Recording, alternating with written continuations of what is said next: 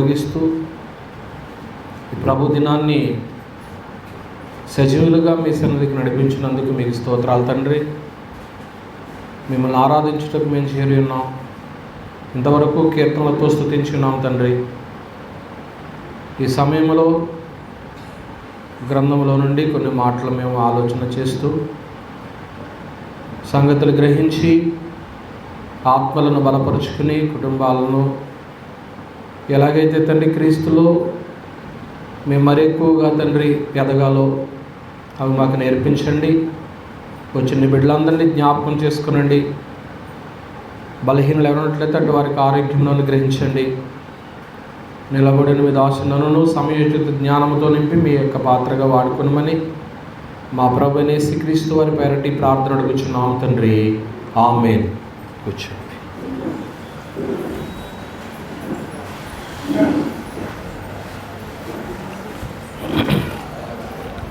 దేవునికి స్తోత్రాలండి. ఆరాధికులుగా చేరవచ్చిన దేవుని బిడ్డలని మీ అందరికీ ప్రభు పేరట వందనాలు తెలియజేస్తాను. అందరూ బాగున్నారా? నేను మిమ్మల్ని చూసి ఎంతకాలం అయింది? వారం మధ్యలో కలుసుకోలేదు కదా. దేవుని పనిలో వాడబడడం వల్ల సమీపంగా ఉండలేకపోతూ ఉన్నాం. మంచిది. ఇంకా కొద్ది రోజుల్లో ఏమవుద్దంటే సువార్త కూటాలు మే నెల అయ్యేటప్పటికి ఇంకా ఆగిపోతాయి కనుక అప్పుడు అంత ప్రాబ్లం అయితే ఉండదు. ఓకే, ఏమన్నా బయలుదేరుతున్నారా? ప్రాబ్లం అక్కడ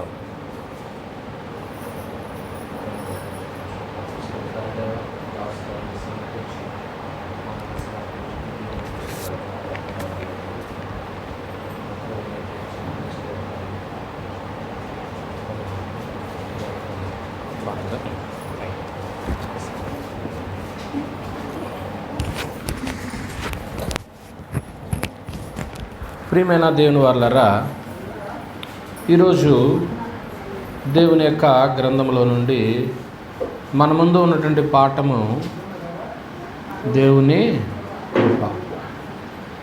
కృప అంటే అర్హత లేని వారికి అనుగ్రహించబడేది, అయోగ్యులకు ఉచితంగా వచ్చేది, ఎవరు అడగకోకుండా ఇది నాకు అనుగ్రహించు అని ఎవరిని మనం అడగకుండా మనకి ఎవరైనా సహాయం చేస్తే అది దేవుని కృప అని అంటే అనలేం. కానీ మనుషుల ద్వారా వచ్చినటువంటిది. ఒకవేళ అర్హత ఉండి అది పొందుకుంటే అది కృప కాదు. అర్హత లేని వారికి ఇచ్చేదే కృప. అర్హత లేని వారు సంపాదించుకునేదే దేవుని కృప. దీన్ని ఇంగ్లీష్లో గ్రేస్ అంటారు. దేవుని కృప. ఈరోజు మన పాఠం ఏంటి? దేవుని కృప. దేవుని కృపకు మనం ఏం చెప్పుకున్నామో, అర్హత లేని వారికి అనుగ్రహించబడేదే దేవుని కృప. ఈ దేవుని కృప,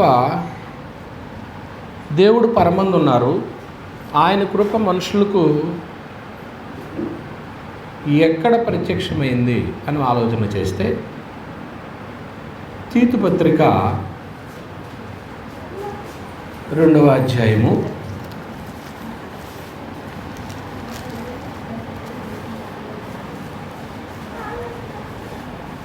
11 ఏలయనగా సమస్త మనుషులకు రక్షణకరమగు దేవుని కృప ప్రత్యక్షమై. కనుక దేవుని కృప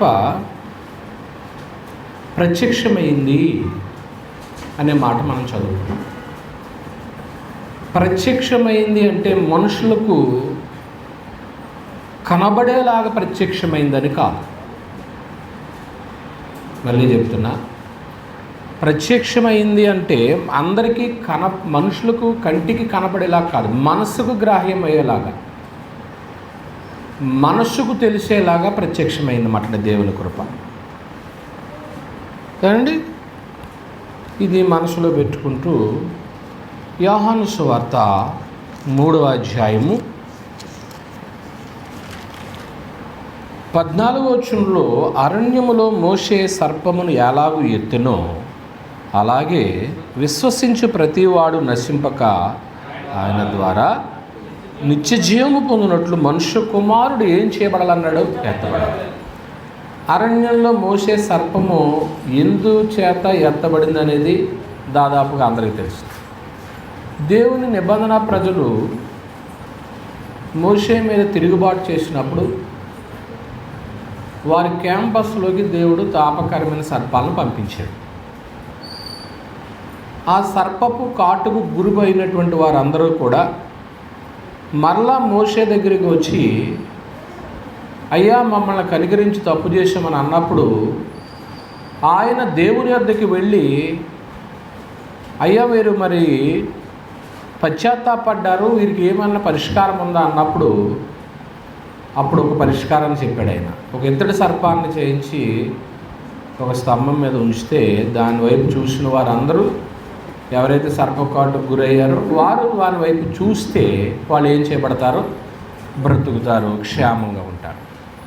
ఒకవేళ అది కూడా చూడలేని వారు ఉన్నారనుకోండి, ఇంకా వాళ్ళు నశించిపోతారు. కొన్నిసార్లు ఎలా ఉంటుందంటే మనకు అందుబాటులో ఉన్నదాన్ని కూడా ఏం చేయలేము, అందుకోలేము. అది కూడా బద్ధకమే. అది అందుకుంటాక కూడా ఏంటి, బతకకూడదు. చూడండి, అన్నీ అమర్చిపెట్టినా కూడా తింటాక కూడా ఏంటి వాళ్ళకి బద్ధకం. ఇశ్రాయేలీలు ఒకవేళ ఎవరైనా కానీ ఆ ఇత్తడి సర్పం వైపు చూడలేకపోతే వారు పోతారు. ఇత్తడి సర్పం వైపు చూస్తే బ్రతుకుతారు. అది జరిగిన చరిత్ర. దాన్ని ప్రభు ఇక్కడ మెన్షన్ చేస్తున్నాడు. ఎందుకు మెన్షన్ చేస్తున్నాడంటే ఆ రోజుని ఇత్తడి సర్పం వైపు చూసిన వాళ్ళు రక్షించబడ్డారు. ఇప్పుడు మనుష్య కుమారుడు ఏం చేయబడతాడు? కొద్ది రోజులకి ఎత్తబడతాడు. ఈ ఎత్తబడిన ఆయన యందు మీరు ఏం చేయాలంటే విశ్వసించాలి. ఏమండి, చూడండి 12వ అధ్యాయం యోహాను సువార్త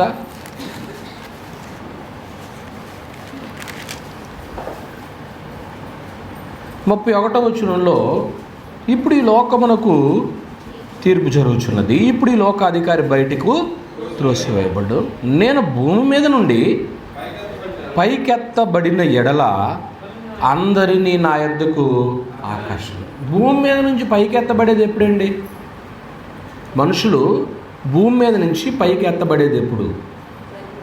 చనిపోయినప్పుడే. దాన్ని ఏమంటారంటే ఆరోహణం అయిపోవడం. యేసు ప్రభు వారు ఆయన ఆ ఒలివల కొండ నుంచి ఆరోహణం అయిపోయాడు. ఆయన ఆరోహణం అయిపోయాడు, ఇంక మళ్ళీ ఎన్నడూ రాలేదు. ఇక్కడ పైకి ఎత్తబడడం అంటే ఆరోహణం కాదు, ఆయన సిలువలో ఎత్తబడడం. అర్థమవుతుందా మాటలో? పైకి ఎత్తబడడం అంటే ఆరోహణం అవ్వడం కాదు, వెళ్ళిపోవడం కాదు, సిలువలో ఎత్తబడడం. సిలువలో ఎత్తబడినప్పుడు అందరినీ నా వైపుకి ఏం చేసుకుంటానన్నాడు? ఆకర్షించుకుంటానన్నాడు. ఇది దేవుని యొక్క కృపను గూర్చినటువంటి సందేశం. అంటే ఇప్పుడు తీతు పత్రిక 3వ అధ్యాయం 11వ వచనంలో మీరు ఏం చదివారంటే, ఏలైనగా సమస్త మనుషులకు రక్షణకరమగు దేవుని కృప అంటే, ఇప్పుడు ఈ మాటను ఆ మాటను లింక్ చేయండి. ఇప్పుడు దేవుని కృప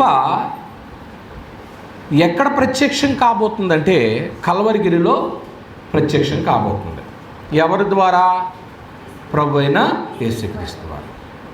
ప్రభు అయిన యేసుక్రీస్తు వారి ద్వారా దేవుడు మానవ జాతికి పెట్టాలన్నటువంటి భిక్ష అడగకుండా మానవ జాతికి ఏమైతే ఇవ్వాలని అనుకున్నాడో అది కల్వరి శిలువలో ప్రత్యక్షం కాబోతుంది. అంటే ఇప్పుడు మొట్టమొదటి మీకు ఏ సంగతి అర్థమైందంటే, దేవుని కృప ఎక్కడ ప్రత్యక్షమైంది? సిలువలో ప్రత్యక్షమైంది. కృపను గురించిన నిర్వచనం మనం చెప్పుకున్నాం. అర్హత లేని వారికి ఇచ్చేదే కృప. అయోగ్యులకు ఏమాత్రము కూడా అది పొందటానికి మనలో యోగ్యత లేని స్థితిలో మన దగ్గరికి వచ్చిందే దేవుని కృప. అది ఎక్కడ ప్రత్యక్షమైందని చెప్పుకుంటున్నాం? కల్వరిగిరిలో ప్రత్యక్షమైంది. దేవుని కృప క్రీస్తు ప్రభు వారి ద్వారా ప్రత్యక్షమైంది. మరొకరు కాదు. అప్పటికే క్రీస్తు కంటే ముందు ఎంతమంది వచ్చారు? ప్రవక్తలు వచ్చారు. ప్రవక్తలు వచ్చి రాబోయే మెస్సియా గురించి చెప్పారే తప్ప వారి ద్వారా దేవుని కృప ప్రత్యక్షం కాలే. అంటే ఇప్పుడు దేవుని కృప ప్రత్యక్షమైంది ఎప్పుడంటే క్రీస్తు ప్రభు వారి ద్వారానే కల్వరి శిలువలో. రైట్. కల్వరి శిలువ అనగానే మనందరి దృష్టికి ఏమొస్తుందంటే శిలువలో ఒక యవనస్తుడు, లేత మొక్క హింసపడి, బాధపడి, హేళనపడి, అవమానం పొంది, కొరడాలతో కొట్టబడిన దేహంతో సిలువ ఎక్కి రక్తం కారుతూ ఉంటుండగా ఏ వ్యక్తి అయినా అటువంటి దీనస్థితిలో ఉన్న వ్యక్తిని చూసి చలించకుండా ఉంటారా? నా వల్ల అర్థమవుతున్నాయి మీకు? ఎంత బాధో. కొరడాలతో కొట్టారు, సిలువ మోయించారు, ముళ్ళ కిరీటం పెట్టారు.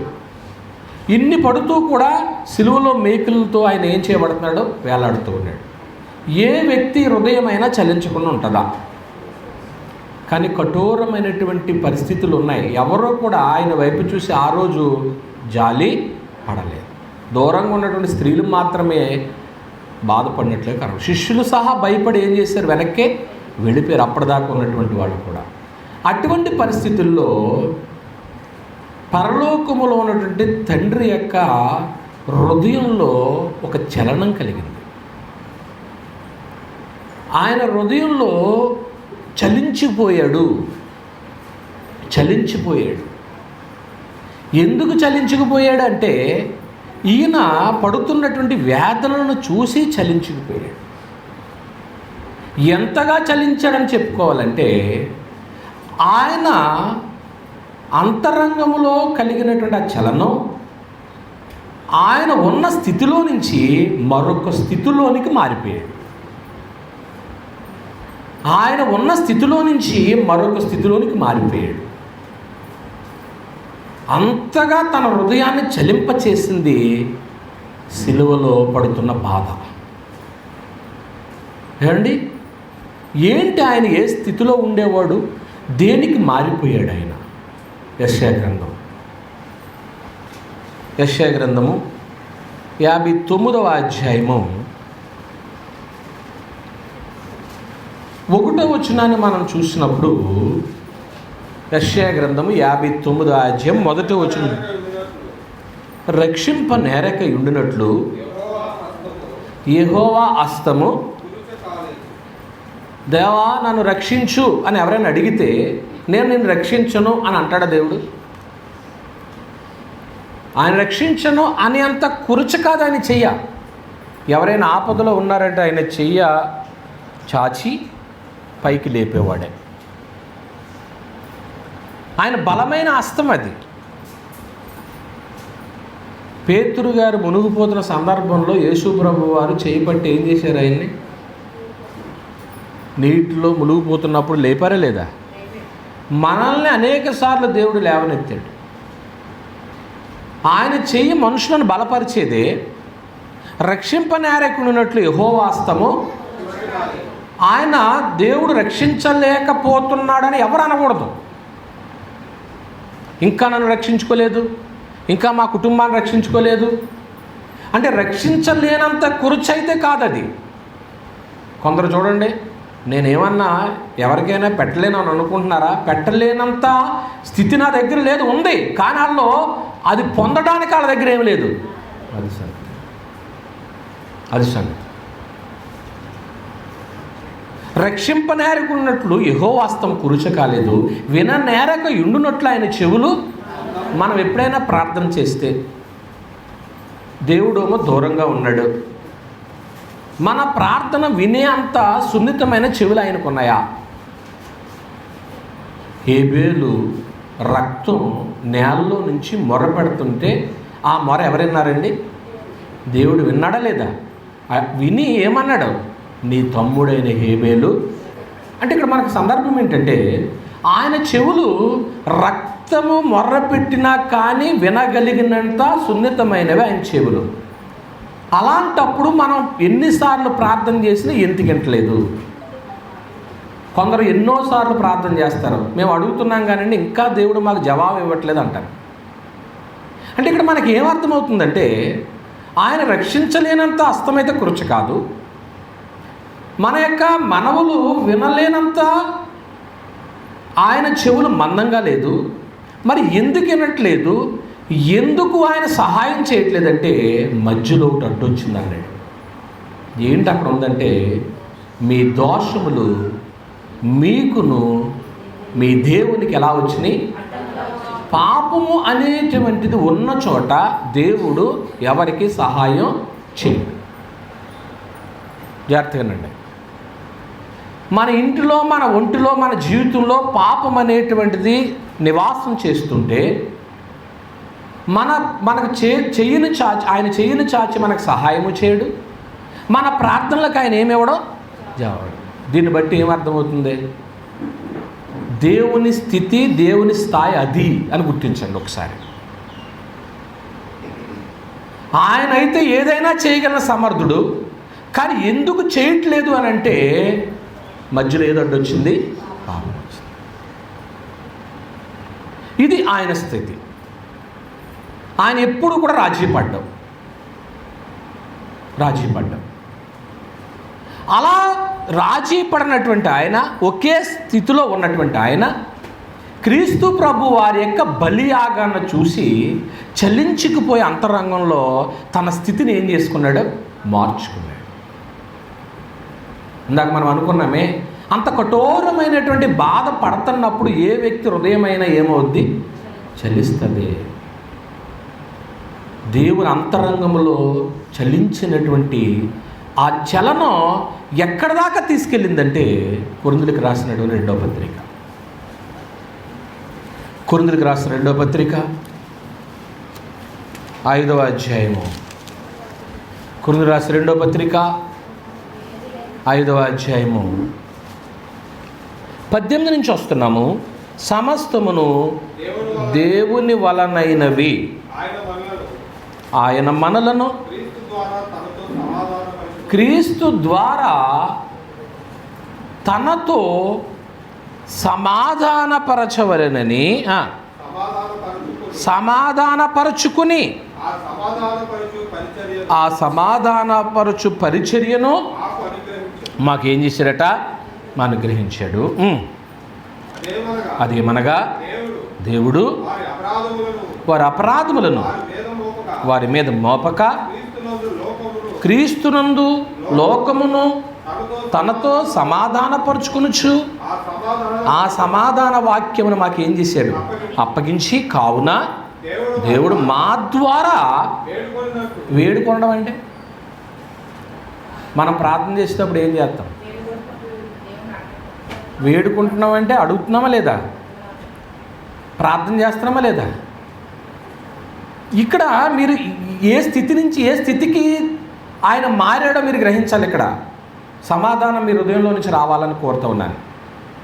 ఆయన స్థాయి ఏంటంటే, ఎక్కడైనా కానీ ఒక డాట్ కనపడిన పాపం వాళ్ళ ప్రార్థన విన్నాడు, వాళ్ళకి చేయెత్తి సహాయం, అది ఆయన స్థితి.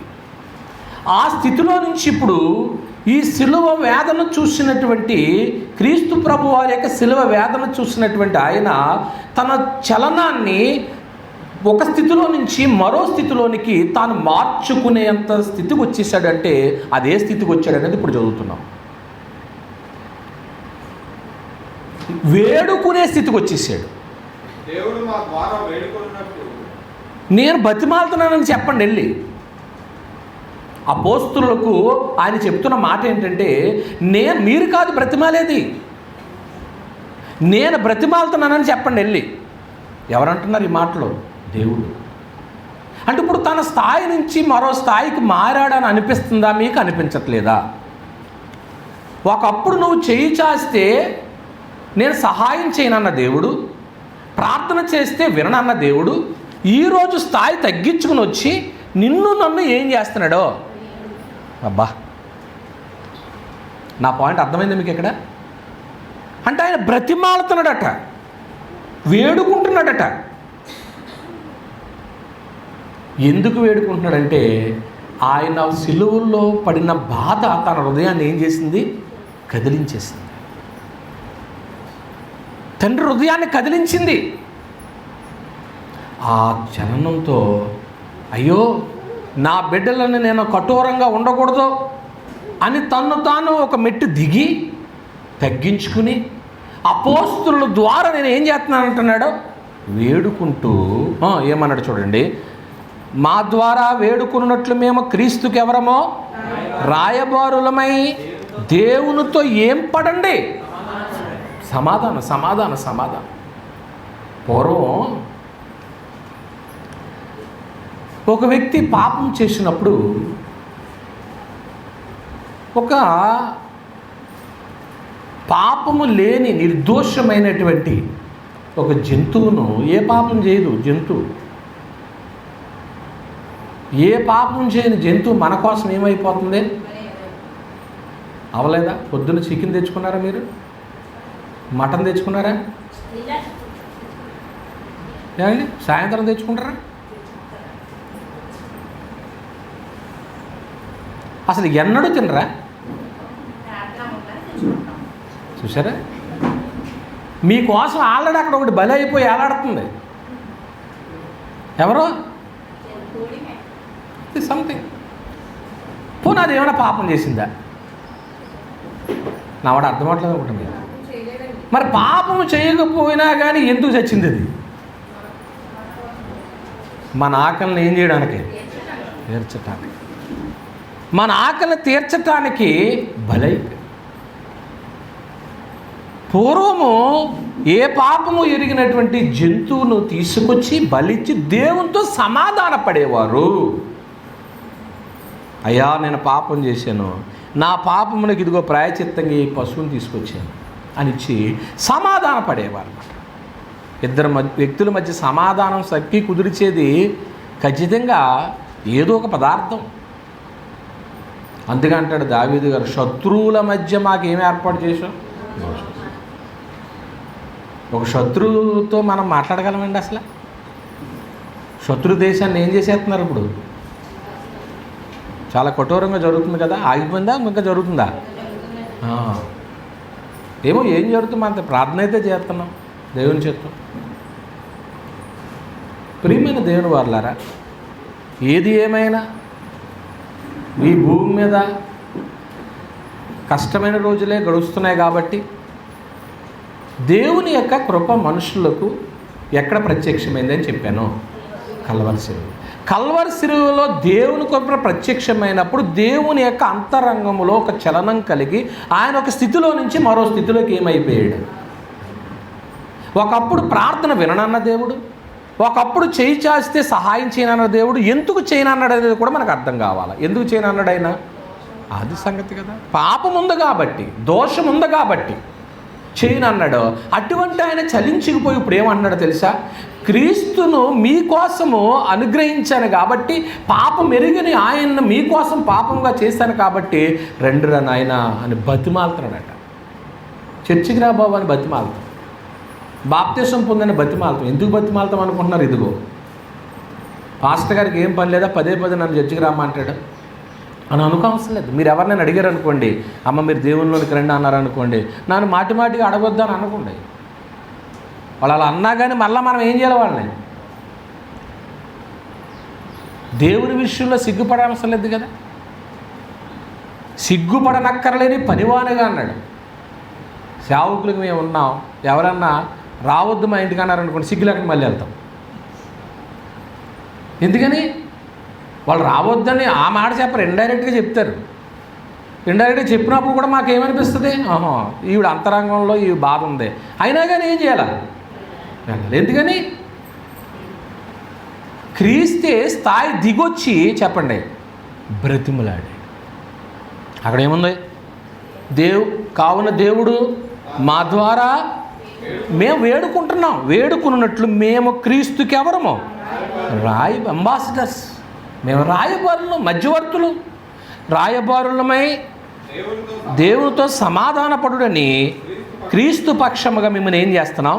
బతిమాలుతాం. ఒక్కొక్కరు బతిమాలించుకుంటాం ఇష్టం మనుషులకి. దేవుడే ఏం చేస్తున్నాను చెప్పండి. బ్రతిమాలినప్పుడు ఆయనకి మనం లోబడాలా లేదా? అమ్మా, కొందరు ఎంత బతిమాలిన ఏమవ్వట్లేదు, లోబడాలి. దేవుని మాట వినట్లే, రక్షణ పొందట్లే. ఎందుకనగా మనం ఆయన యందు దేవుని తగునట్లు పాపం ఎరుగని ఆయనను మన కోసం ఏం చేసేసాడని ఉంది. అదే పాపం ఎరుగని ఆయన మన కోసం పాపం లేదు ఆయన యందు, లేకపోయినా మన కోసం ఎలా చేయబడ్డాడో పాపం. ప్రియమైన దేవుని వర్లారా, ఇప్పటి వరకు మనం ఏం చూసామంటే అర్హత లేని వారికి ఇచ్చేదే కృప. మనలో ఏ అర్హత లేదు, పాపం అనేది ఉంది, దోషం అనేది ఉంది. అటువంటి మన నిమిత్తము దేవుని కృప ఎక్కడ ప్రత్యక్షమైంది? కల్వరిలో ప్రత్యక్షమైన ఆ కృపకు, దేవుడిచ్చిన ఆ కృపకు ఎలాగా కృప వచ్చిందంటే ఒక మహనీయుడు త్యాగం ద్వారా మనకు వచ్చింది.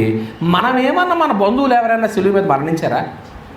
మన బంధువులు ఎవరైనా రక్షణ తీసుకొచ్చారా? మనకు అయిన వాళ్ళు ఎవరైనా మనకి ఏదైనా సాయం చేశారా? అప్పుడప్పుడు మాట వచ్చినప్పుడు అంటాం, మాకు ఎవరు ఏం చేయలేదు, సహాయం చెయ్యకపోయినా నీకు సహాయం చేసేది ఎవరున్నారు? ఆయన సహాయకుడు. ఆయన బలమైన హస్తం దగ్గర ఎన్నో దీవెనలు ఉన్నాయండి. అవి పొందుకుంటూ మనకు రావట్లేదు. ఒక సీక్రెట్ అయితే మనం తెలుసుకున్నాం. మనం ఇంకా పొందలేకపోతున్నామంటే ఆయనకు నచ్చనది ఒకే ఒకటి ఏంటి? పాపం. నువ్వు ఆరాధన మానేవా? పాపం చేసినట్లే. ప్రభురాత్రి భోజనం మానేవా? పాపం చేసినట్లే. ఏమండి, ఆత్మ సంబంధంగా ఈ అనేకమైన దోషాలు ఉంటున్నాయి కదా. భౌతికంగా కూడా మనము దేవునికి ఇష్టం కాదు ఏది చేసినా అది పాపమే.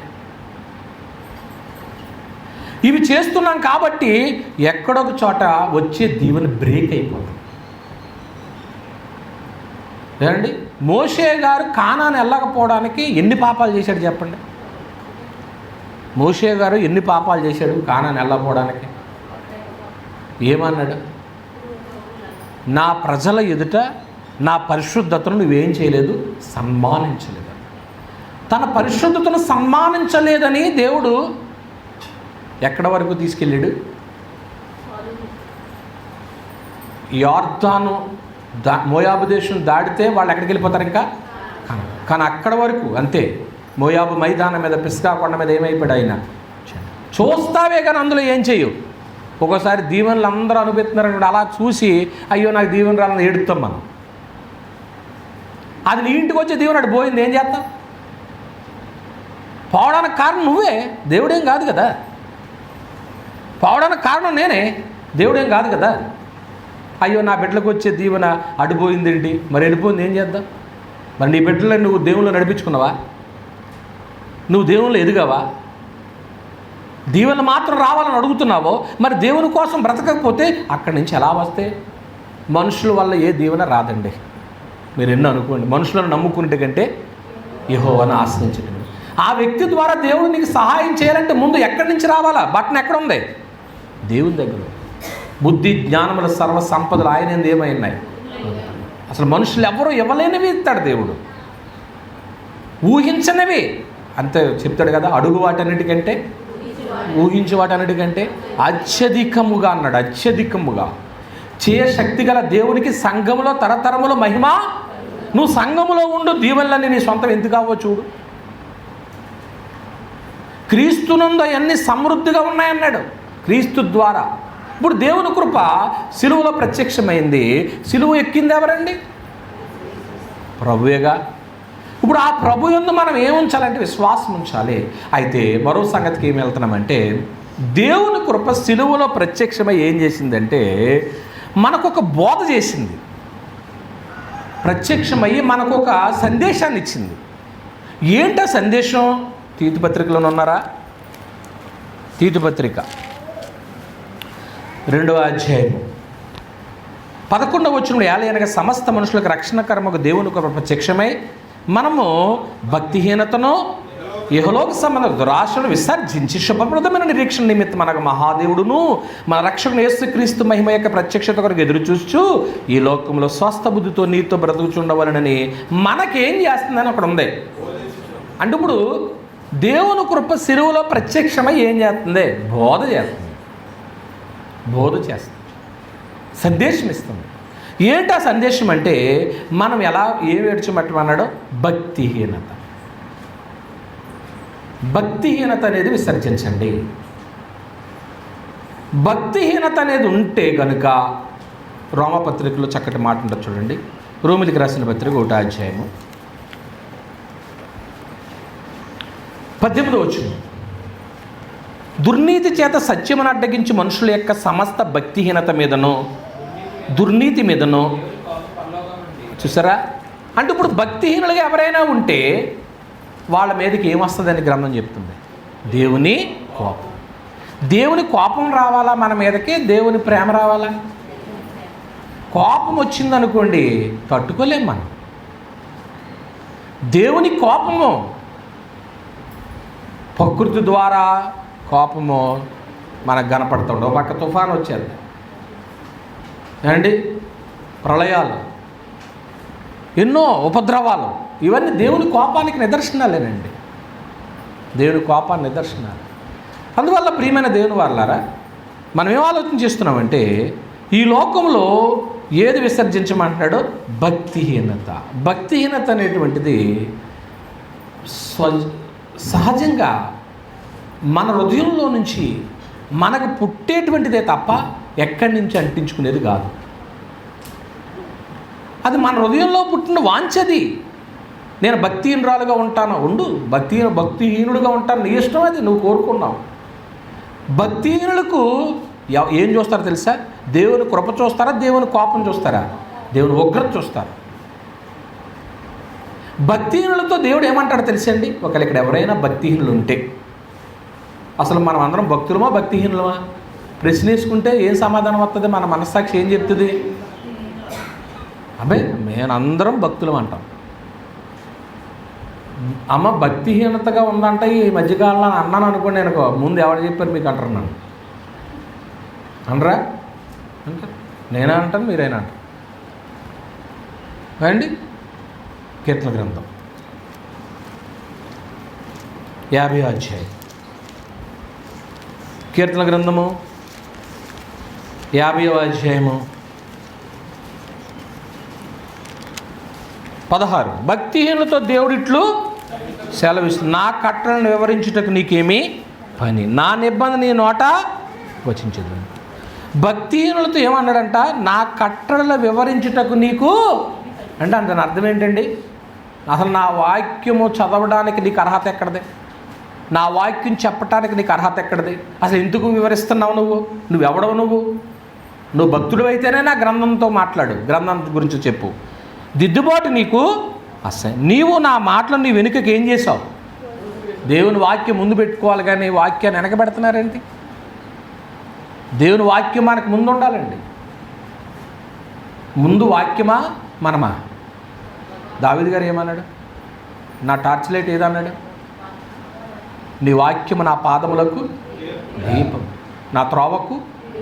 అంటే వాక్యం ముందు నడిస్తే నేను వెనకాల నడుస్తాను, అనే కదా నా అర్థం. మనం వాక్యం ముందు నడిపించుకుంటామా, మనం ముందు నడుస్తామా? కానీ మీలో గుణం నచ్చుతుంది నాకు. ఏంటంటే ఏ కార్యక్రమం చేసినా ముందు పాస్టర్ గారిని పాస్టర్ గారిని పిలిపించుకుని ప్రార్థన చేయించుకుని అప్పుడు కార్యక్రమాలు ఏం చేస్తారో ఏమండి. మీ సేవకుడు కదా, దేవుని ప్రతినిధి కదా, మీ కుటుంబాల కోసం భారం కలిగి సేవ చేస్తాం కదా.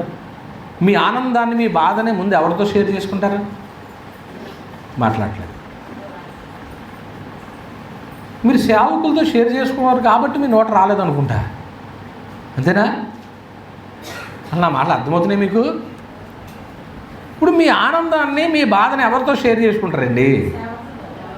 ఎందుకని? దేవుని ప్రతినిధి మీ కుటుంబ పక్షంగా చెయ్యాలి. సంఘములో బాధ్యత, కృత నిబంధన ప్రకారంగా దేవుడు నాకు అధికారాన్ని ఇచ్చాడు. ఖండించాలి, గద్దించాలి, నీతి అందు ఏం చేయాలా? శిక్షించాలి. ఇది రూల్ ప్రకారంగా జరుగుతున్న కార్యక్రమం కాబట్టి మరి నేను అయ్యా మా పిల్లలు ఒక అవసరతలో ఉన్నారు, వాళ్ళకి సహాయం చేయని ప్రార్థన ముందు నేను చేయాలి. మరి నాకు చెప్పకపోతే నాకెలా తెలుస్తుందండి? నువ్వు ఎవరెవరికో చెప్తే వాళ్ళు ప్రార్థన చేస్తేనే కానీ ఏదో తాత్కాలికంగా చేస్తారు, అక్కడితో అయిపోద్ది. కానీ కుటుంబ భారం అంతా కలిగింది ఎవరండి? నీ కుటుంబంలో ఉన్న సభ్యులే కదా, నీ ఫ్యామిలీ మెంబర్సే కదా నీ బాధ. తండ్రికి పిల్లల మీద ఎంత బాధ ఉంటుందో, అయ్యో నా పిల్లలు ఇంకా ఎదగలేదని స్థానిక సేవకుడికి కూడా అంత బాధ ఉంటుంది కదా. మనం ఎంత భారం కలిగి ప్రార్థన చేస్తాం మన పిల్లల కోసం, యవనస్తుల కోసం. తండ్రి అందరూ చదువుకున్నారు, వాళ్ళకి మంచి భవిష్యత్తు తండ్రి అని ప్రార్థించారు. గర్భఫలం లేని వారు గర్భఫలం ఇమ్మని ప్రార్థించారు. కష్టపడే వాళ్ళకి సామర్థ్యం అని ప్రార్థించారు. ప్రియమైన దేవుని వారలారా, ఆలోచన చేయండి. ఈరోజు మన పాఠం ఏంటండి? కృప అంటే ఏంటండి? అర్హత లేని వారికి ఇచ్చింది. ఇది ఎక్కడ ప్రత్యక్షమైందండి? కల్వరి శిలువలో. దేవుడు తన అంతరంగంలో ఆయన క్రీస్తు బాధను చూసి చలించిపోయి తన స్థాయిని ఏం చేసుకున్నాడు? తగ్గించుకుని ఆఖరికి ఎక్కడికి వచ్చేసాడు? బ్రతిమాల దా, నీ కోసం నా కొడుకుని బలి చేశా, నువ్వు సేఫ్. యేసుక్రీస్తు ప్రభు వారు శిలువ బలియాగాన్ని చూసి మారిన వారు ఎవరండి? ఏండి ఆ పాట చాలా బాగుంటుంది ఏంటి అది? కల్వరి గిరిపై శిలువ భారం భరించితివా ఓ నా ప్రభువా, నా పాపముకై నీరా శిలువపైన అర్పించితివా, నా పాపముకై నీ రక్తమును శిలువపైన. ఆయన బాధను చూసి ఎవరు చలించారు? ఒక మాట చెప్పండి, తండ్రి చలించారు. ఇప్పుడు ఆ శిలువలో ఉన్నటువంటి ఆయన పడుతున్న బాధను చూసి మనం కూడా చలించాం కాబట్టి ఈవేళ క్రీస్తు దగ్గరికి వచ్చాం. మంచిది. అయితే ఇప్పుడు సందేశం ఏమిస్తుందంటే, సిలువలో ఆయన కృప సందేశం ఏమిస్తుందంటే, నువ్వు భక్తిహీనతను ఏం చెయ్యి? విసర్జించాలి. ఎటువంటి వాళ్ళు భక్తిహీనులో గ్రంథంలో చూసాం మనం. ఎటువంటి వాళ్ళు భక్తిహీనులు అంట చూడండి, ఎక్కడ కీర్తనలోనే ఉన్నారా? ఎవరో చూడండి 18. నువ్వు దొంగను చూచినప్పుడు వానితో ఏం చేస్తున్నావు అంటే, ఇప్పుడు ఏకీపించారంటే ఇలా భక్తుల భక్తిహీనులా అమ్మా? వ్యభిచారులతో నువ్వేం చేస్తున్నావు అంటే ఇప్పుడు భక్తుల భక్తిహీనుడా? కీడు చేయవాలని నీ నోరు ఏం చేస్తుంది? ఒక్కొక్కరు నోరు మాటికి ప్రభువా స్తోత్రం, ప్రభువా స్తోత్రం అంటారు అనరా? అంటే వాళ్ళ నోరు ఎక్కువ దేన్ని వచ్చిస్తూ ఉంటుంది? దేవుని మాటలు. నీ నాలుక కపటము కలిపి నువ్వు కూర్చుండి నీ సహోదరుని మీద కొండెములు చెప్పుచు. కొండెలంటే ఇది మనకు లేదు కాబట్టి అసలు ఈ మాట మనకు అవసరం లేదు, ఎవరి మీద ఏం చెప్పం కాబట్టి. నీ తల్లి కుమారుని మీద, అందరు ఇక్కడ లేరా? బైబిల్ చూస్తున్నారా? నీ తల్లి కుమారుని మీద అపనిందలు మోపుచున్నావు, ఇట్టి పనులు నువ్వు చేసినను నేను మౌనునై ఉంటిని, అందుకు నేను కేవలము ఎవరు వంటి వాడిని అనుకున్నావు? నీ వంటి వాడిని అనుకుంటువి. అయితే నీ కన్ను ఎదుటి సంగతులను నేను వరుసగా ఉంచి నేనేం చేస్తాను? లిస్ట్ తీసాడంటే ఎవరైనా సరిపోతుంది చెప్పండి? అప్పుడప్పుడు అంటారు కదా మనుషులు భయపెడుతూ, నీ జీవితం అంతా నా గుప్పుట్లో ఉంది, గుప్పులు ఇప్పనా అనరా? ఏంటో అనుకుంటున్నావు, అందుకు సెటప్ యువర్ మౌత్ అంటే ఏంటండి? మనుషులు భయపడిపోతున్నాం మనం. ఇప్పుడు దేవుని దగ్గర మన సెట్టా ఉందనడా లేదా? ఒక్కొక్కటిగానే ఎంత ఇస్తాను ఒకరోజు. దీన్ని బట్టి భక్తిహీనులతో దేవుడు ఏమన్నాడు తెలుసా? రైట్, నువ్వు ఒకవేళ భక్తిహీనుడిగా ఉన్నా, భక్తిహీనురాలుగా ఉన్నా కానీ దిద్దుబాటుని ప్రేమించు. ఒక నిజంగా భక్తిహీనులుగా ఉంటే కనుక అలాగే కొనసాగితే కనుక ఎవరు ఉగ్రత వస్తుందని చెప్పింది గ్రంథం. దేవుని ఉగ్రత పరలోకం నుంచి వస్తుంది. తీతుపత్రిక వెళ్ళిపోతున్నాము, అక్కడ ఏముందో చూడండి. సందేశం, కృప యొక్క సందేశం మాట్లాడుతుంది. తీతుపత్రిక 2వ అధ్యాయము 12 మనం భక్తిహీనతను ఇహలోక సంబంధమైన దురాశలను విసర్జించి శుభప్రదమైన నిరీక్షణ నిమిత్తం అనగా మహాదేవుడు మన రక్షకుని యేసుక్రీస్తు మహిమ యొక్క ప్రత్యక్షత కొరకు ఏం చేయండి? ఈ లోకంలో ఎలా బతకండి? స్వస్థ బుద్ధితో. కనుక కృప యొక్క సందేశం అది ఈరోజు మనం మాట్లాడుకుంటున్నాం. కల్వరిగిరిలో ప్రత్యక్షమైన దేవుని కృప ఒక సందేశం ఇచ్చింది. భక్తిహీనతను విడిచిపెట్టాయి, ఇహలోక సంబంధమైన దురాశను విడిచిపెట్టాయి. ఏమండి, ఇహలోక దురాశ అన్నాడు కదండి, దురాశని అన్నాడు అక్కడ. ఆశ వేరు, దురాశ వేరా? దురాశ అంటే ఏంటి? దురాశ అదా ఎక్కువ కావాలనుకుంటామా? తిమోతి రాసినటువంటి మొదటి పత్రిక 6వ అధ్యాయము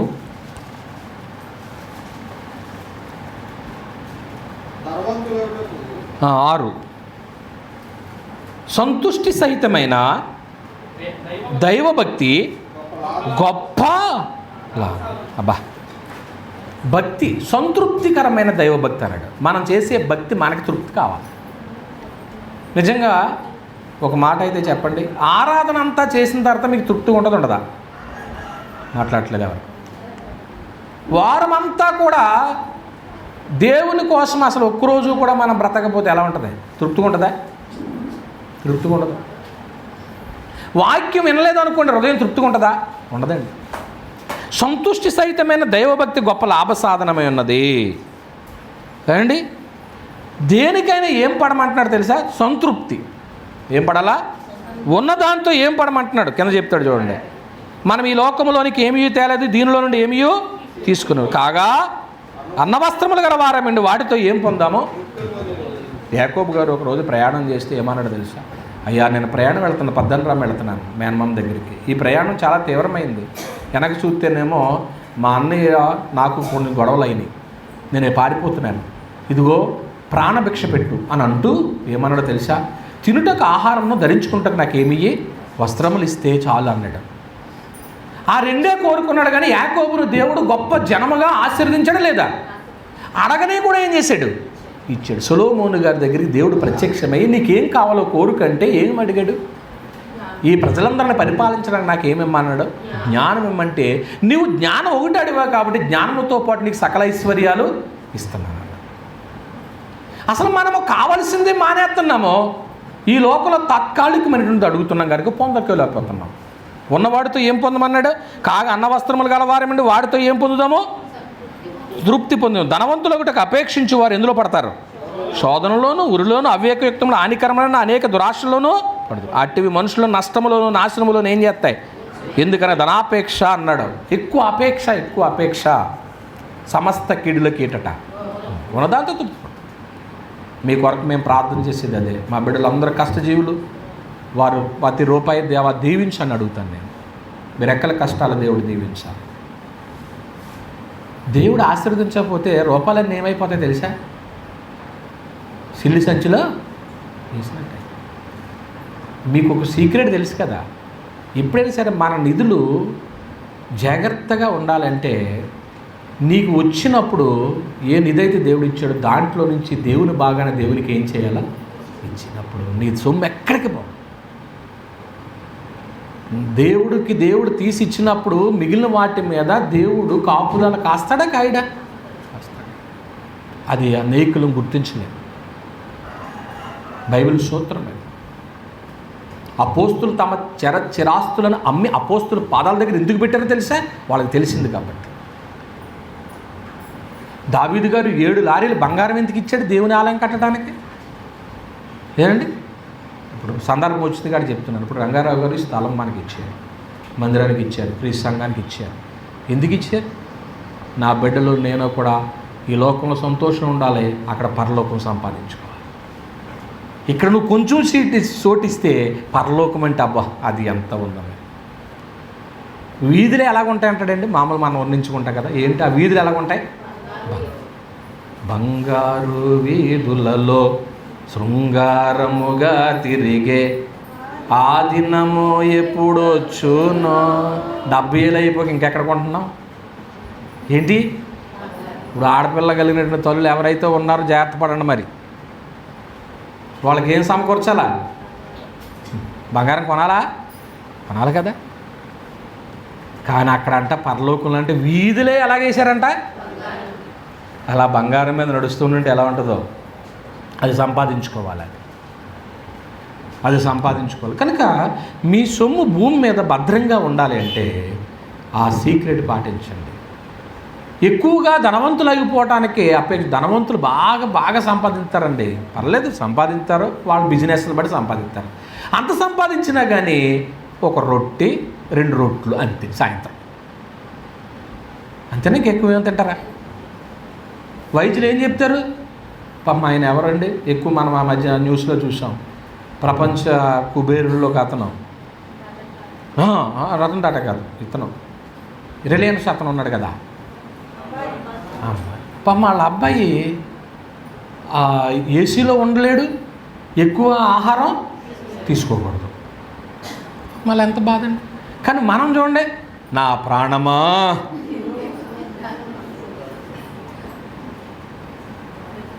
ఏంటి ఈరోజు కూర ఎంత టేస్ట్ తేడా వచ్చిందంటే అని చెప్పుకుంటూ భార్యాభర్తలు ఇద్దరి దగ్గర కూర్చుని ఏదో ఆదామావలు ఏదేని తోటలో కూర్చుని మాట్లాడుకుంటూ తిన్నట్టు చక్కగా డైనింగ్ టేబుల్ కాడ పిల్లలందరి దగ్గర కూర్చోబెట్టుకుని, లేకపోతే క్రింద అయితే సాపేసి కూర్చుని అలా తింటూ మాట్లాడుకుంటూ తింటున్నామంటే ఎవరి కృపది? ఎప్పుడు ఆరాధన మీరు ఆమెను అంటారా, మేము వెళ్ళి వండుకోవాలని మీరు చూస్తున్నారనుకోండి, నేను ముగిస్తాను. ప్రియమైన దేవుని, ఆ దేవుని మహాకృప. ఉన్నవాడితో ఏం పొందుదాం? తృప్తి పొందుదాం అటండి. ఉన్నవాడితో తృప్తి పొందుదాం, ధనాపేక్ష వద్దంటున్నాడండి. ఏం చెప్తున్నాడు? తీర్థపత్రిక వెళ్ళిపోతున్నాం, మళ్ళా తీర్థపత్రిక వెళ్ళిపోతున్నాము, ముగించుకుందాం. ఈ లోకములో స్వస్థ బుద్ధితోనూ నీతితోనూ భక్తితోనూ బ్రతుకుచుండవాలని మనకేం చేస్తుంది? బోధిస్తుంది. ఇప్పుడు కృప ఈ బోధ చేస్తుందని చెప్పుకున్నాం. కృప ఏమని బోధ చేసింది చెప్పండి? ఏం విడిచిపెట్టమని చెప్పింది? భక్తిహీనత, ఇహలోక సంబంధమైన దురాశలను విసర్జించమంది. ఓకే. రెండోది 3 రాసుకున్నా, 2 రాసుకున్నారా ఏమో, ఎన్నో నెంబర్ మీరే రాసుకోండి. కృప ఇంకేం చేస్తుందో చెప్తాను. కృప ఏం చేస్తుందంటే, ఎఫెసీయులకు రాసిన పత్రిక 2వ అధ్యాయము, ఎఫెసీయులకు రాసిన పత్రిక 2వ అధ్యాయం 8వ వచనం. మీరు విశ్వాసము ద్వారా కృపచేతనే ఏం చేయబడి ఉన్నారో, రక్షించబడి ఉన్నారో, ఇది మీ వలన కలిగినది కాదు, దేవుని వరమే. ఎఫెసీ 2:8 నేను చెప్పాను, ఉందా అక్కడ? మీరు విశ్వాసము ద్వారా కృపచేతన ఏం చేయబడి ఉన్నారు అంటే ఎవరో మనలో ఉన్నటువంటి మంచితనాన్ని చూసి రక్షించలేదట, కేవలము కృప ద్వారా మీరు ఏం చేయబడ్డారో, రక్షించబడ్డారు. నేను ఈ మంచి చేసి రక్షించబడ్డానంటానికి మనలో ఏ మంచి లేదంటున్నాడు కదా. మీరు విశ్వాసం ద్వారా కృపచేత రక్షించబడి ఉన్నారు, అది మీ వలన కలిగినది కాదు. మనం ఏదో చేసినందుకు దేవుడు కృప ఇవ్వలేదు. అర్హత లేకోకుండా దేవుడు మనకి ఏమి ఇచ్చాడని చెప్పుకున్నామంటే కృప ఇచ్చాడు. అంటే ఇప్పుడు కృప మరొక ఏం చేద్దంటే మనుషుల్ని రక్షిస్తుంది, అదేనా? మూడోది ఏంటంటే కృప ఏం చేస్తుందంటే ధనవంతులుగా చేస్తుంది. మనుషుల్ని ఎలా చేస్తుంది? ధనవంతులుగా చేస్తుంది. చూడండి ఒకసారి కొరింథీయులకు రాసినటువంటి 2వ పత్రిక 8వ అధ్యాయం, 2వ పత్రిక 8వ అధ్యాయం 9వ వచనం. మీరు మన ప్రభు అయిన యేసుక్రీస్తు కృపను ఎరుగుదురు కదా అన్నాడు. చూడండి, కృప ఆయన ధనవంతుడైండి, మీరు తన దారిద్ర్యం వలన, అదండి మనల్ని ఏం చేయడానికే? ధనవంతులుగా చేసింది. మనల్ని ధనవంతులుగా చేసింది. అయితే మీకు ధనవంతులుగా చేసింది అనే మాట నేను చెప్తున్నలో మీకు అంతగా దాన్ని ఏమనొచ్చు అంటే, ఏం ధనవంతులుగా చేసింది? అందరికి ఉన్నదే మాకుంది కదా, వాళ్ళతో పాటే మేం కదా అనే మనసులో మాట, ఆలోచన మీ మనసులోకి రావచ్చు. అది ఎంత ధనవంతులుగా చేసిందో ఆ మాట చెప్తాను నేనండి. మనల్ని ఎంత ధనవంతులుగా చేసిందంటే దేవుని కృప, ఈ లోకంలో ప్రవక్తల కంటే, పాత నిబంధనల భక్తుల కంటే నిన్ను ధనవంతులుగా చేసింది. ఏమన్నాను నేను? ప్రవక్తల కంటే, పూర్వం ఉన్న ప్రవక్తల కంటే, పాత నిబంధనలు ఉన్న భక్తుల కంటే, భక్తుల గురించి చెప్పండి. మీకు బాగా నచ్చిన ఒక భక్తుడి పేరు ఒక్కొక్కరు ఒక్కొక్క ఫ్యాన్స్ ఉంటారు. ఒక్కొక్కరికి నాకు పలానా భక్తుడు అంటే ఇష్టమని అంటారు. నాకు ఈయనంటే ఇష్టం అన్న వాళ్ళు ఒకరి పేరు చెప్పండి. ఎవరు మీకు నచ్చిన పేరు? అబ్రహాం గారు. ఎవరికి ఇష్టం? Right, very good. దేవుడు నిన్ను కూడా అబ్రహాం ధనవంతురాలుగా చేయాలి. దేవుని స్తోత్రం. అబ్రహాము గారు విగ్రహారాధన కుటుంబంలో నుంచి ఏం చేశాడు? వచ్చాడు. విగ్రహారాధన కుటుంబంలో నుంచి వచ్చాడు. తెరహ కదండి వాళ్ళ నాన్న. తెరహ కుటుంబంలో నుంచి వస్తే దేవుడు పిలిచిన పిలుపుకు ఎదురు చెప్పకుండా వచ్చేసాడు. వచ్చినందుకు నిన్ను గొప్ప జనముగా చేసి నిన్ను ఆశీర్వదించి నీ నామమును గొప్ప చేయుదును, నీ నామమును గొప్ప చేయుదును అన్నాడు. అంటే నిన్ను గొప్పగా ఆశీర్వదిస్తానన్నాడు. అనేక జనములకు తండ్రిగా చేస్తానన్నాడు. మరి అబ్రహాం గారిని దేవుడు దీవించడం లేదా? ఎంత ఆస్తి అండి! ఎంత ఆస్తి అంటే, మనకు బిగ్ ఫ్యామిలీలు ఎవరున్నారు మన సంఘంలో? బిగ్ ఫ్యామిలీ అంటే ఎక్కువ జనం ఉన్న కుటుంబం, ఎక్కువ మెంబర్స్ ఉండాల, 4-5 కాదు. పూటకి 10 కంచాలు లేసి ఫ్యామిలీ ఎవరున్నారు చెప్పండి? పూటకి 10 కంచాలు లేగల. పూర్వం పెద్ద ఫ్యామిలీలు ఉండేవి కదా. ఒక్కొక్కరు ఆ పొయ్యి కాడ కూర్చుని డ్యూటీ వాళ్ళది ఏం పని తెలుసా? ఉండడమే. ఒక్కొక్కరు పొయ్యి కాడ అలా వండుతూనే ఉండేవారు కట్టెల పొయ్యి దగ్గర. అబ్రహాము గారి ఇంట్లో పూటకి 1000 కంచాలు లేగాల. ఎన్ని? పెద్దదా చిన్నదా ఫ్యామిలీ అమ్మా? అసలు 1000 మందికి భోజనం అంటే ఎన్ని కోళ్ళు కోయాలి? ఎన్ని మేకలు కోయాలి? ఎంత సిద్ధం చేయాలి? అతను ఒకవేళ ఊరు వెళ్ళడం అంటూ వస్తే కనుక ఒక ఫ్యామిలీ వెళ్తున్నట్టు ఉంటుందా, ఒక ఊరు వెళ్తున్నట్టు ఉంటుందా? ఏంటి ఏ ఊరు కదిలిపోయింది అనుకుంటా. అంత పెద్ద ఫ్యామిలీ అలాగా ఆశీర్వదించండి. అంటే జస్ట్ అబ్రహాం గారు ఇష్టమందని చెప్పాను నేను. అబ్రహాము గారు ధనవంతుడా కదా? ధనవంతుడే. ఇంకెవరికన్నా? ఎవరండి? భక్తులు. మోషే గారు కూడా ధనవంతుడే, అవునా? ఇంకెవరికైనా? యోబు గారు కూడా దేశానికే ఎవరో ధనవంతుడు. ఇంకెవరైనా? పౌలు గారు కూడా ధనికుడే. రైట్. ఇవన్నీ చెప్పడానికి నాకు సమయం లేదు. వీళ్ళందరూ ధనికులే కాబట్టి వీళ్ళందరికంటే ఇప్పుడు మనం ఎవరమని చెప్తున్నాను నేను? మాట్లాడండి. ఇప్పుడు ఆ ధనికులందరికంటే మనం ఎవరమని చెప్తున్నాను? ధనవంతులం ఎలాగయ్యామో కావాలి ఇప్పుడు మనకి. దేవుని కృప వల్ల మనం ఏమయ్యాం? హెబ్రీ పత్రిక, హెబ్రీలకు రాసిన పత్రిక 11వ అధ్యాయం. హెబ్రీలకు రాసిన పత్రిక 11వ అధ్యాయం 39కి వచ్చేసాం. 39కి వచ్చి వీరందరూ తమ విశ్వాసము ద్వారా సాక్ష్యము పొందిన వారైనను, అదిగోండి మనము పాత నిబంధనలో భక్తుల చరిత్ర అధ్యాయం అంతా మనము లేకుండా సంపూర్ణ కాకుండా నిమిత్తము దేవుడు మన కొరకు మరీ శ్రేష్టమైన దానిని ముందుగా మన కొరకు మరీ శ్రేష్టం, వాళ్ళ కోసం కాదు. ఇప్పుడు దాకా మనం భక్తులని చెప్పుకున్నామే, ధనికులని చెప్పుకున్నామే, వాళ్ళు కాదు, వాళ్ళందరికంటే మనము మరీ శ్రేష్టమైన దాన్ని ముందుగా సిద్ధపరిచిన కనుక వీరు ఆ వాగ్దాన ఫలం ఏం చేయలేదండి. ఎవరో ముందున్న భక్తులు ఎవరో ఏం చేయలేదు. ఇప్పుడు వాళ్ళు అనుభవించాలంటే ఇప్పుడు ఎవరు వెళ్ళాలా? మనం. అంటే ఇప్పుడు వాళ్ళకంటే ఇప్పుడు ధనికులు మనమా కాదా? ఎవరు చేశారు ధనికులుగా? దేవుని కృప చేసింది. దేవుని కృప చేసింది. ఆయన సిలువలో ప్రత్యక్షమైన కృప ధనికులుగా మనం చేసి ఉన్నతమైన వారిగా చేసి పాత నిబంధన భక్తుల కంటే ధనికుల కంటే మన ఐశ్వర్యతులుగా చేసింది. చివరికి మాట చదవండి. ఆయన కృపలో మనమందరం కూడా ఉన్నాం. ఇక్కడ ఎంతమంది అయితే దేవునిలో ఉన్నారు వారందరూ ఆయన కృపను అనుభవిస్తున్న వారే. ఆయన ఇంట్లో ఉన్నాం. ఆయన ఇంట్లో ఉన్నామంటే ఆయన దీవెనలన్నీ మన సొంతమే. హెబ్రీలకు రాసిన పత్రికలోనే ఉన్నారు కాబట్టి 12వ అధ్యాయము 15వ వచనాన్ని చదువుతున్నాను.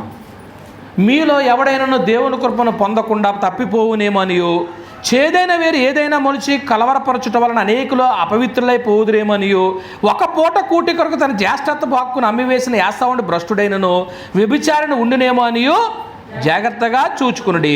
యాషావు ఆ తరువాత ఆశీర్వాదం పొందగోరి కన్నీళ్లు విడిచుచు దాని కోసం శ్రద్ధతో వెతికినను మారు మనసు పొందే అవకాశం దొరక్క ఏం చేయబడ్డాడు? అంటే ఇప్పుడు దేవుని కృపను పోగొట్టుకున్నది ఎవరెక్కడా? యాషావు. దేనికి పోగొట్టుకున్నాడు? ఒక్క పూట. ఈవేళ ఒక్క పూట భోజనం కోసం దేవుని కృపను పోగొట్టుకుందామా? మరీ ఏ కొరకే జ్యేష్ఠత్వాన్ని నమ్మేశాడు? మరి మాంసం కొరకు కూడా కాదు, చుక్కుడిగా కొరకు జ్యేష్ఠత్వాన్ని నమ్మేశాడు. జ్యేష్ఠత్వం విలువ తెలియనోడు. ఈవేళ క్రీస్తు ప్రభు యొక్క సంఘం యొక్క విలువ నువ్వు తెలిస్తే ఆయనలో ఉంటాం. ఆరాధన యొక్క విలువ తెలిస్తే ఆరాధిస్తాం. సహవాసం యొక్క విలువ తెలిస్తే సహవాసంలో ఉంటాం. అన్ని విలువలు మీకు తెలిసేలాగా చేస్తున్నానో, మీరు గ్రహిస్తున్నారో అందులో ఉంటున్నారు. ఈరోజు మన పాఠం ఏంటండి? దేవుని కృప అంటే ఏంటండి? అర్హత లేని వారికి ఇచ్చేది. మనలో ఏ అర్హత లేనటువంటి మనల్ని ఆయన దేవుని కృపతో నింపటానికే ఒక వ్యక్తిని మధ్యవర్తిగా పెట్టాడు. ఆయన ఎవరి ప్రభు అయినా యేసుక్రీస్తు వారి సిలువలో చేసిన త్యాగాన్ని బట్టి ఆయన ఎత్తబడిన తర్వాత అందరిని ఆకర్షించుకున్నాడు. ఆ ఆకర్షణలో ఎవరి హృదయం కూడా చలించింది? తండ్రి హృదయం కూడా ఏమైపోయింది? చలించింది. అలా చలించిన హృదయం ఏ స్థాయి నుంచి ఏ స్థాయికి మారిపోయాడు ఆయన. పాపము కనపడితే ప్రార్థన విన్నన్న దేవుడు, పాపము కనపడితే నువ్వు చెయ్యి చాచినా కానీ సహాయం చేయనన్న దేవుడు ఏ స్థాయికి దిగాడైనా అపోస్తుల ద్వారా ఏం చేశాడు? బతిమాలే స్థాయికి వచ్చి, అయ్యా నీ కోసము సిలువలో కృప ప్రత్యక్షమైంది. ఆ కృప నీకేం బోధిస్తుందంటే సమస్త భక్తిహీనత దుర్నీతిని ఏం చేయమందే? విసర్జించింది. ఆ కృప ఏం చేస్తుందంటే నిన్ను రక్షిస్తుంది. ఆ కృప నీకు ఏం చేసిందంటే ధనవంతులుగా చేసింది. ఈవేళ ఒకవేళ ఇన్ని పొందుకున్న నీవు యాషావులాగా ఆ కృపను ఏం చేసుకోవద్దు? పోగొట్టుకో. తర్వాత కావాలంటే అది వచ్చిందా? యాషావుకి రాదండి.